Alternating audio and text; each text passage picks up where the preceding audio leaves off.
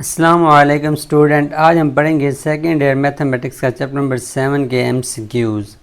तो first MCQs में हमने क्या मालूम करना है जी, क्या कह रहा है जी, कोसाइन मालूम करें, cosine of the angle between two non zero vectors A and B. तो हमें पता है, अब कोसाइन बता रहे थे कि प्रोडक्ट दो तरह का होता है, एक वेक्टर प्रोडक्ट होता है, एक डॉट प्रोडक्ट होता है जी।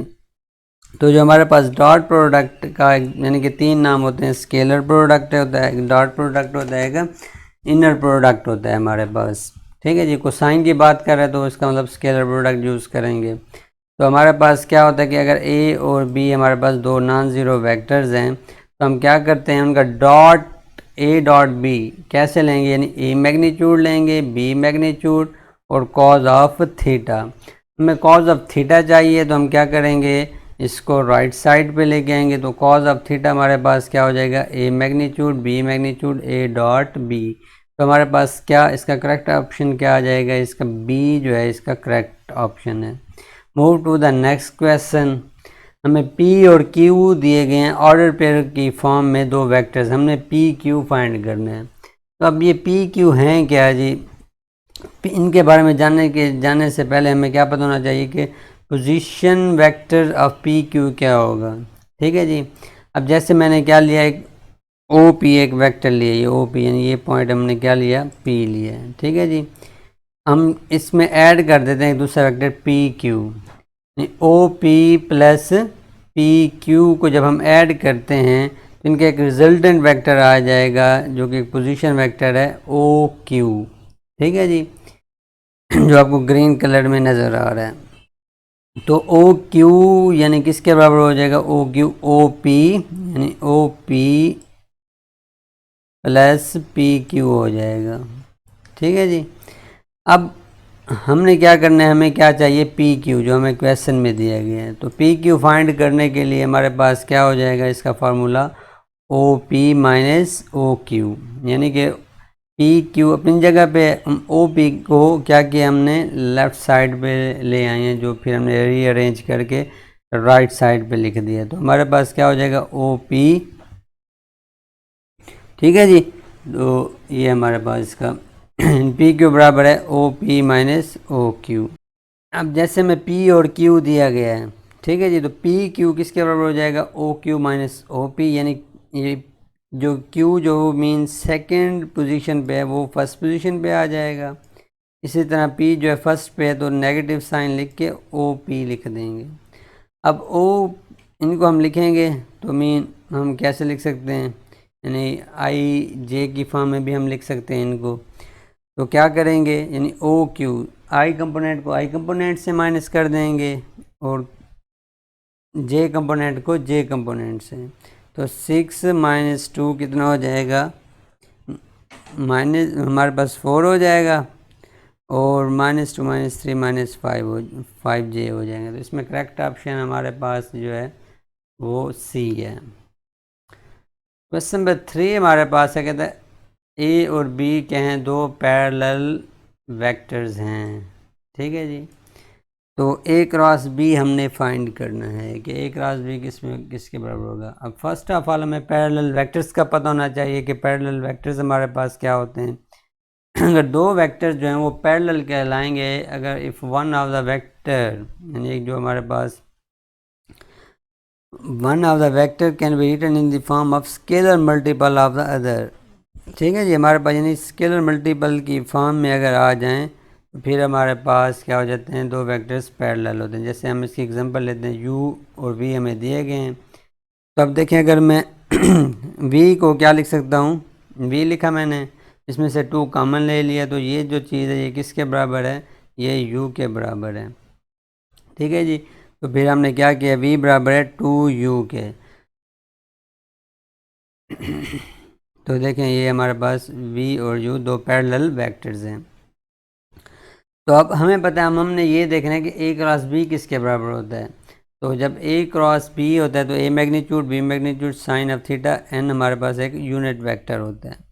तो जब पैरेलल होते हैं तो इनके दरमियान देखें, जब एंगल जो है वो हमारे पास क्या होता है, 0 डिग्री होता है या 180 डिग्री होता है। तो साइन 0 डिग्री या मीन जब थीटा 0 डिग्री हो या 180 डिग्री हो तो हमारे पास साइन 0 डिग्री मीन 0 आ जाता है। और साइन 180 भी ज़ीरो होता है, तो ए क्रॉस बी हमारे पास क्या होगा, ज़ीरो होगा। इसका ऑप्शन ए ऑप्शन हमारे पास इसका करेक्ट ऑप्शन है। क्वेश्चन नंबर 4 है हमारे पास, कहता है ए क्रॉस बी हमारे पास ज़ीरो है एट अ टाइम एंड की कंडीशन है, और ए डॉट बी हमारे पास क्या है, इज इक्वल टू ज़ीरो है। तो अब हमने क्या बताना है कि इसके दरमियान कौन सी कंडीशन है कि ए और बी पैरेलल होंगे, ठीक है जी, या ए और बी परपेंडिकुलर होंगे, या हमारे पास ए ज़ीरो होगा या बी ज़ीरो होगा। डी हमारे पास क्या, बोथ ए एंड बी और नॉन ज़ीरो, या ये हमारे पास क्या, बोथ ए एंड बी और नॉन ज़ीरो। अब इसमें हमारे पास देखें जो ए और बी ऑप्शन है वो तो हो ही नहीं सकते कि एट अ टाइम जो है दो वेक्टर्स पैरेलल और परपेंडिकुलर नहीं हो सकते। आइए हम देखते हैं। अब अगर ए क्रॉस बी ज़ीरो हो तो हमारे पास दो कंडीशन होती हैं, क्या होता है, या ए और बी पैरेलल हैं क्योंकि उनके दरमियान हमारे पास एंगल क्या होगा, ज़ीरो या 180, तो साइन ज़ीरो या 180 डिग्री ज़ीरो हो जाता है, या फिर आइदर या ए ज़ीरो होगा या बी ज़ीरो होगा for A cross B is equal to zero के लिए। इसी तरह अगर हमारे पास ए डॉट बी ज़ीरो आ जाए तो हमारे पास क्या होगा, A and B are perpendicular हो सकते हैं, या ए ज़ीरो होगा या बी ज़ीरो होगा। अब फर्स्ट और थर्ड ये तो एट अ टाइम हो ही नहीं सकते। अब सेकंड और फोर्थ को देखें तो हमारे पास सेम यानी ट्रू कंडीशन बनती है, ठीक है जी। तो हमारे पास क्या है कि ए और बी दो नॉन ज़ीरो हैं, तो सी इसका करेक्ट ऑप्शन होगा। या ए ज़ीरो हो सकता है और या बी ज़ीरो हो सकता है, बोथ भी ज़ीरो हो तो फिर भी अगर यहाँ एंड भी लिख देता ना, लेकिन यहाँ एंड है लेकिन यहाँ पे नॉन ज़ीरो दिया गया, अगर ये ज़ीरो लिख देता अकेला तो फिर डी ऑप्शन भी करेक्ट हो सकता था। तो क्वेश्चन नंबर 5 है हमारे पास, कहता है यू एंड वी, हमें दो वेक्टर्स दिए गए हैं तो ये क्या है, परपेंडिकुलर हैं, तो हमने इसमें एक हमारे पास जो कांस्टेंट अल्फ़ा दिया गया है, वेक्टर कंपोनेंट जो दिया गया है अल्फ़ा, इसकी हमने वैल्यू फाइंड करनी है। तो अब देखें परपेंडिकुलर की कंडीशन है, तो जब हमारे पास परपेंडिकुलर होते हैं दो वेक्टर्स तो फिर हमारे पास क्या होता है, ठीक है जी, परपेंडिकुलर या ऑर्थोगोनल वेक्टर्स होते हैं, इसमें हमारे पास क्या हो जाता है, यानी इनका डॉट प्रोडक्ट जो है वो हमारे पास क्या हो जाता है, ज़ीरो। क्यों, क्योंकि डॉट में हमारे पास जो ट्रिग्नोमेट्रिक फंक्शन यूज़ होता है वो कॉस होता है, और कॉस 90 हमारे पास यानी π/2 या 90 डिग्री वो ज़ीरो हो जाता है। तो मीन हम क्या करेंगे, u डॉट वी लेंगे फर्स्ट ऑफ ऑल। तो u डॉट वी हमारे पास क्या है जी, ये ज़ीरो है। क्यों ज़ीरो हमने लिखा है, क्योंकि हमारे पास जो कंडीशंस दी गई है परपेंडिकुलर की, ठीक है जी, तो u डॉट वी हमारे पास इज इक्वल टू ज़ीरो हो जाएगा। तो दोनों का डॉट प्रोडक्ट लेंगे, तो डॉट प्रोडक्ट कैसे लेंगे, यानी i कंपोनेंट को i से, j को j से, और k कंपोनेंट को k से हमने इनका प्रोडक्ट लेना है। तो 2 को 3 से किया 6 आ जाएगा। इस तरह अल्फ़ा को 1 से यहाँ पे 1 है तो अल्फ़ा हो जाएगा। इस तरह आपको पता है आई डॉट आई 1 होता है, वो हम नहीं लिखते प्रोडक्ट में। और 5 into alpha 5 alpha is equal to zero हमें दिया गया ऑलरेडी फर्स्ट कंडीशन में। तो हमने अल्फ़ा की वैल्यू फाइंड करनी है, तो अल्फ़ा की वैल्यू हमारे पास क्या आ जाएगी, -1 आफ्टर सॉल्विंग। इसमें हमारे पास सी जो है वो करेक्ट ऑप्शन है। अब move to the question number 6, कहता है u हमें एक वेक्टर्स दिया गया है, then projection of u along j हमने ये फाइंड करनी है। तो प्रोजेक्शन का फार्मूला हमारे पास पहले हमें पता होना चाहिए कि प्रोजेक्शन का फार्मूला क्या है। तो क्या लिखते हैं, u डॉट v लिखेंगे, यानी पहले u डॉट v लिखा जो हमें दो वेक्टर हमें दिए गए हैं। तो अलोंग किसके है, अलोंग v के है, तो जिसके अलोंग होगी हमने क्या करना है, उसकी मैग्नीट्यूड नीचे हमने डिवाइड कर देनी है u डॉट v से। अब हमें जो क्वेश्चन दिया गया है हमारे पास क्या, projection along u along j के अलोंग मालूम करनी है। तो आए हम फार्मूला हमारे पास क्या बनेगा, projection of u along j, पहले u लिखा, फिर हमने डॉट डालेंगे, फिर हमने j लिखना है, और नीचे फिर हमने डिवाइड करना है, नीचे क्या आ जाएगा, j मैग्नीट्यूड। तो आपको पता है जो यूनिट वेक्टर होते हैं उनकी मैग्नीट्यूड जो है वो क्या होती है, उनकी मैग्नीट्यूड हमेशा 1 होती है। तो हमारे पास अब u को हमने क्या करना है, पहले u वेक्टर लिखा है, नीचे तो 1 हो जाएगा, नीचे ये वाली रकम हमारे पास क्या हो जाएगी, 1 हो जाएगी।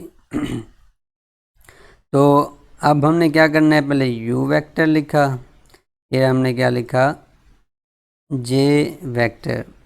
तो j हमारे पास j वेक्टर मीन्स i और k कंपोनेंट उसके 0 होंगे। तो जब कंपोनेंट वाइज प्रोडक्ट लेते हैं, डॉट प्रोडक्ट, तो i कंपोनेंट भी 0 हो जाएगा और c कंपोनेंट भी 0 हो जाएगा। तो j को j से करेंगे तो हमारे पास b आंसर आ जाएगा।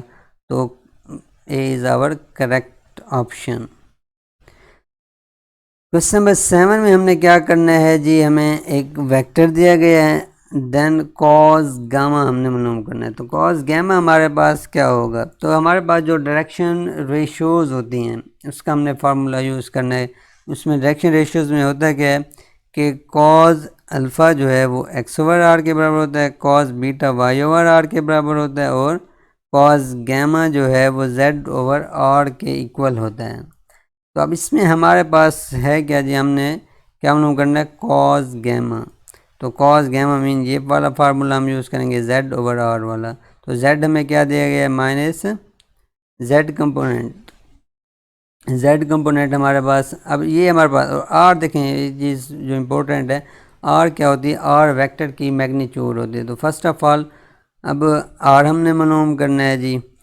तो r हमारे पास फार्मूला क्या है, इन जो कंपोनेंट दिए गए होते हैं i j k उनका हम स्क्वायर ऑफ सम कर लेते हैं, square sum of and then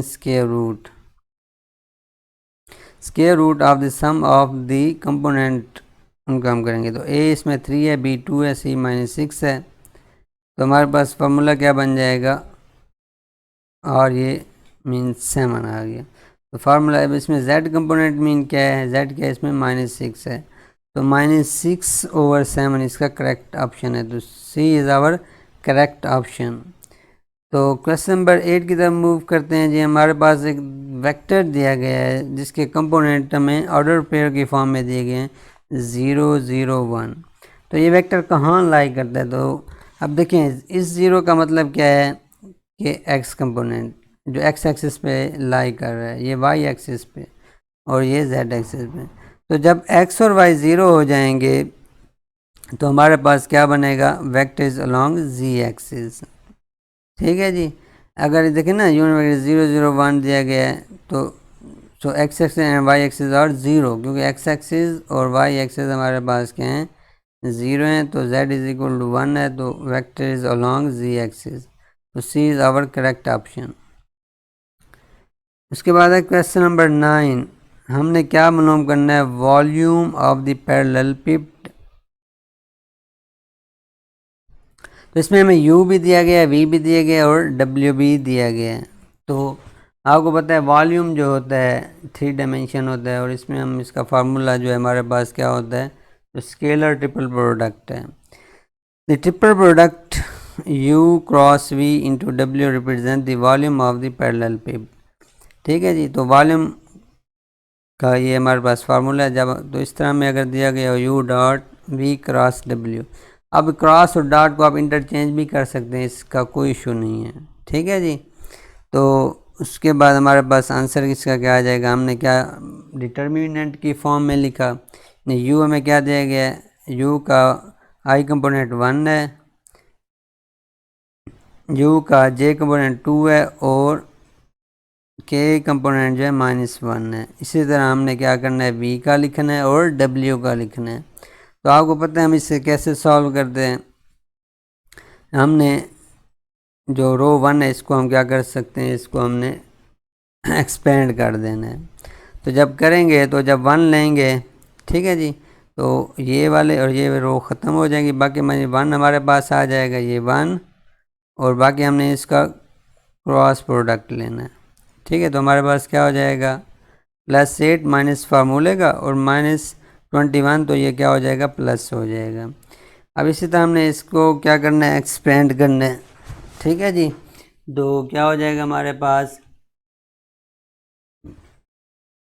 2 आ जाएगा, माइनस फार्मूले का 2 लिखा, तो हमारे पास कौन सी रो बचेगी, ये और ख़त्म हो जाएंगी तो 1 को -4 से करेंगे तो -4 आ जाएगा, और माइनस फार्मूले का तो 1 को 3 से करेंगे। इस तरह जब -1 लेंगे तो -1 तो ये रो और ये ख़त्म हो जाएंगे, तो हमारे पास इनको पहले प्रोडक्ट करेंगे तो -7 हो जाएगा, और माइनस फार्मूले का तो -2 मीन +2 हो जाएगा। तो इसको सॉल्व करेंगे, सॉल्व करने के बाद हमारे पास ऑप्शन आंसर क्या आएगा 48, तो डी इसका करेक्ट ऑप्शन है। उसका क्वेश्चन नंबर 10 है जी, the magnitude of dash can not be change, unit vector, negative vector, null vector, या इसका डी ऑप्शन आएगा नन। अब देखिए कौन सा वेक्टर है, नल वेक्टर है।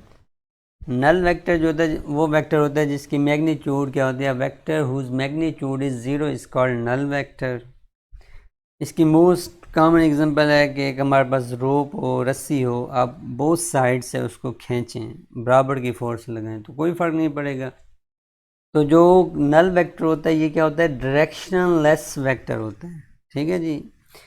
सो हमारे पास इसका ऑप्शन क्या आ जाएगा, सी, नल वेक्टर की हम मैग्नीट्यूड चेंज नहीं कर सकते, वो ज़ीरो है तो वो ज़ीरो ही रहेगी।